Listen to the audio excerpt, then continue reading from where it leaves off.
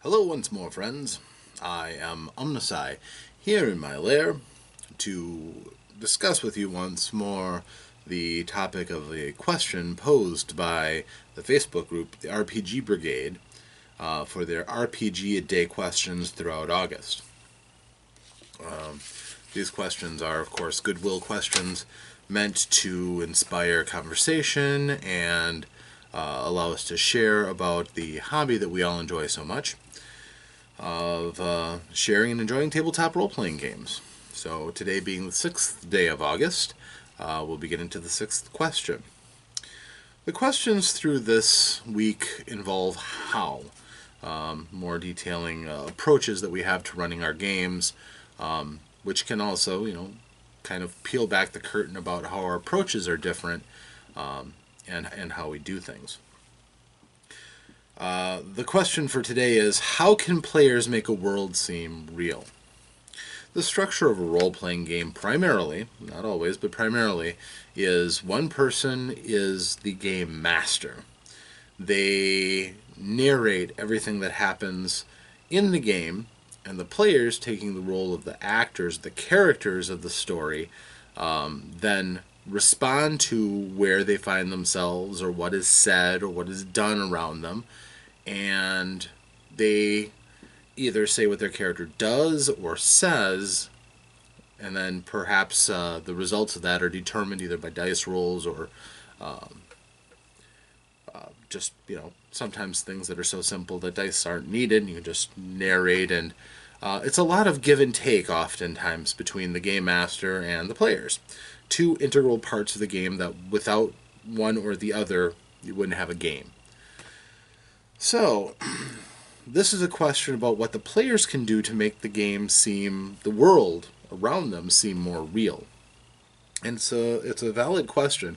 A lot of the emphasis on making the world come to life generally is hung on the shoulders of the game master themselves, the person who is the narrator, who is all of the other characters. That does not mean that players are exempted from some responsibility in this measure, however.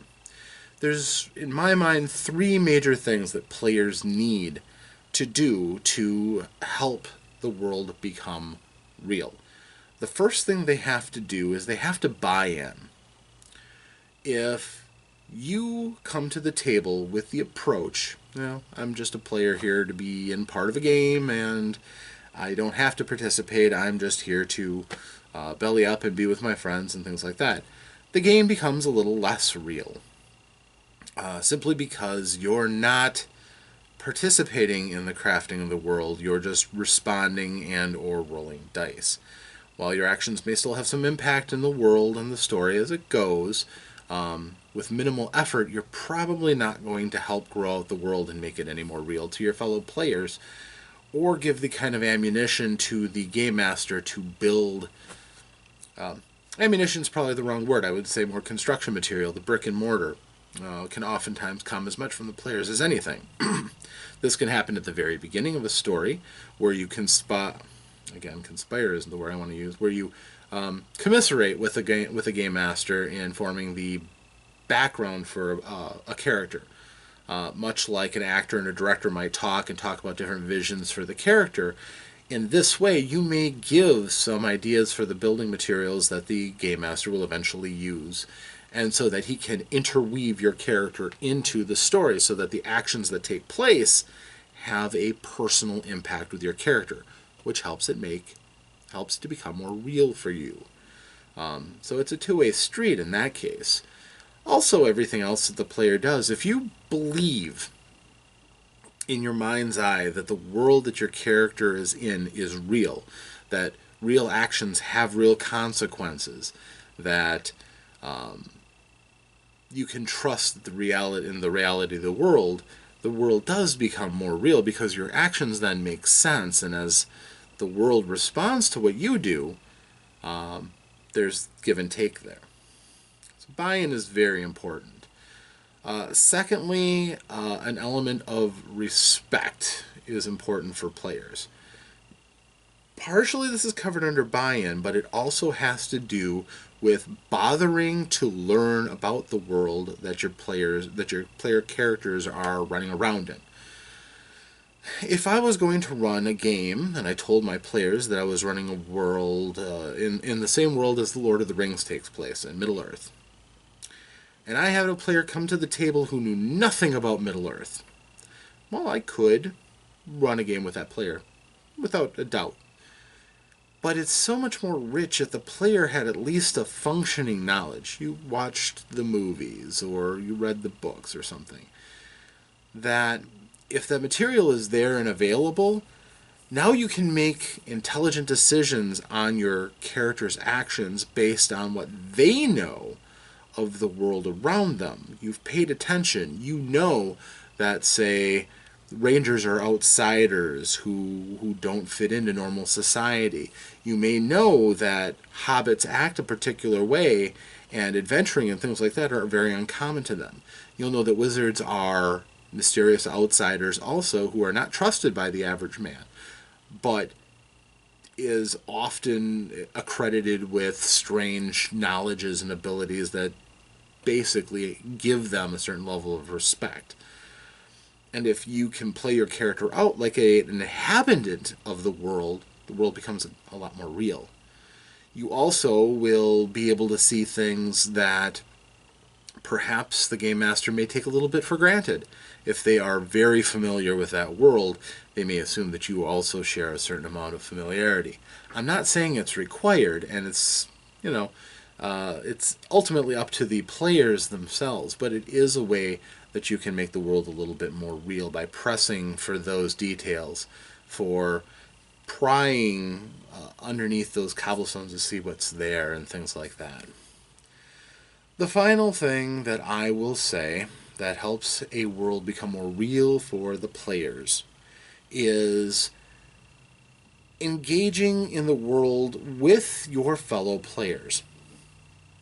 And this is kind of a social responsibility thing as far as this game goes. Our hobby is fairly unique in that it's social. It really only happens when a number of us are there. And one person can easily ruin things for everyone in this particular hobby of ours. You can make immersion-shattering comments constantly, trying to get everybody to laugh, or goodness knows I'm guilty of having done that in the past. You can do all sorts of things that take away from other people's immersions and remind everybody that it's just a game, and that ultimately you are just a group of people who are sitting around tables or talking to each other over the internet, or playing by post, or any of these other things that you are in reality doing. But it takes away from the realness of the world.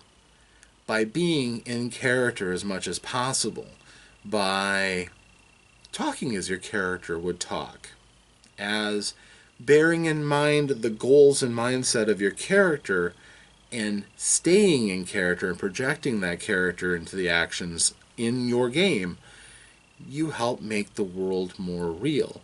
Most often, this can come from your interactions with non-player characters. But quite frequently, the people that you're going to be around the most, that you can play off of the most, are your fellow players and their characters. So, you want to make the world more real? Then make real characters that you're invested in, that you know their world and the influences that affect them, and then you stay true to those characters when you're with your fellow characters and doing things in that world. Those are the 3 steps, in my mind, to making the world as immersive as possible from your role as a player. Obviously, you can only do so much. A lot of the burden is going to be on the game master. There's nothing you can do about that. They're the narrator. They are effectively the world. But if you don't help them, then you are just as immersed, at best, as you are if you're sitting in a movie theater watching a movie. A passive participant who does just what they need to do, pay the ticket, show up, as anything. So that's my thought on what players' responsibilities for immersion and world building involve. It's a fantastic hobby because everybody takes a part in it. This isn't a movie where there's a director who makes all the decisions and controls the editing and things. It's a shared experience. The narrator, the game master, what have you, knows what plot he wants to spin and generally knows what he'd like to see, and the players then have their own say and bring the action the direction they want to. It's a fascinating exercise, and it can be a heck of a lot of fun when done right and done safely.